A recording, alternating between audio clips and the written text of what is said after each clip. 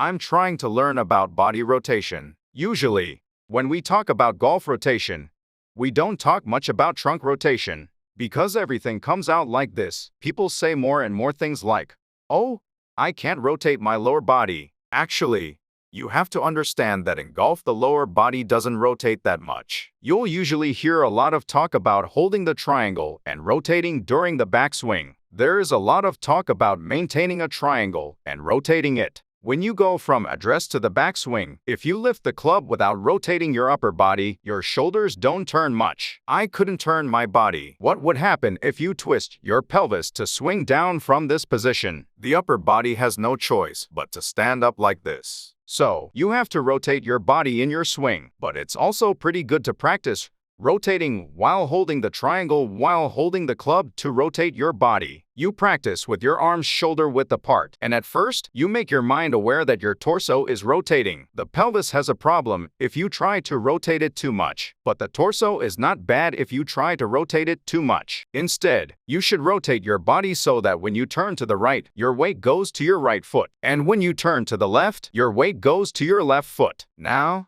as I rotate, I am moving the entire direction of my body, including my field of vision, in one direction. At first, when you feel that the rotation is coming to your torso, your vision can follow. It's because I need to be aware of the body rotates like this. As the rotation goes, right foot, left foot. When you see this movement to a certain extent, you can feel the rotation and weight shift as you move your right and left feet while looking at the front. Since DIPDA golf moves by itself, there is no need to intentionally try to rotate during the downswing. As the body rotates, the pelvis follows automatically. If the movement of the torso occurs naturally, there is no need to pay much attention to the movement of the downswing. If you try to turn your upper body while keeping your lower body still, there are some restrictions. Therefore, the ability to separate the pelvis and torso must be developed separately. On DIPDA, the lower body are in an unstable state, so the lower body try to follow the rotation of the torso. With reference to following, you practice rotating your upper body while keeping your lower body still. Like I just practiced, I'll try to swing it thinking that I hardly use my lower body. I'm swinging a little bigger now. If it's your first practice, you don't have to get up.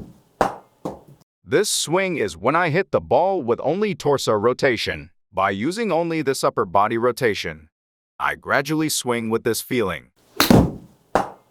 It seems like I'm practicing torso rotation right now, but I can't tell if I'm using the lower body or not. So even if our body tries to use only the upper body is not used.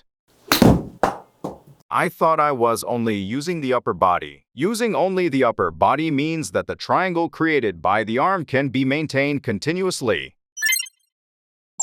The fact that the triangle is maintained in front of my body means that I rotate with my upper body. When I rotate with a stick on my right shoulder, this is my backswing. To get the shape of your backswing, you do this. The finish looks like this. The arms are always in front of the body and the whole body is moving like this. If you continue in this state as it is, the finish motion will appear. If you go into this state, this position is the backswing position. Torso rotation is one of the most decisive factors in golf's power. To summarize, it is to recognize the rotational movement that can comfortably rotate the body through DIPDA.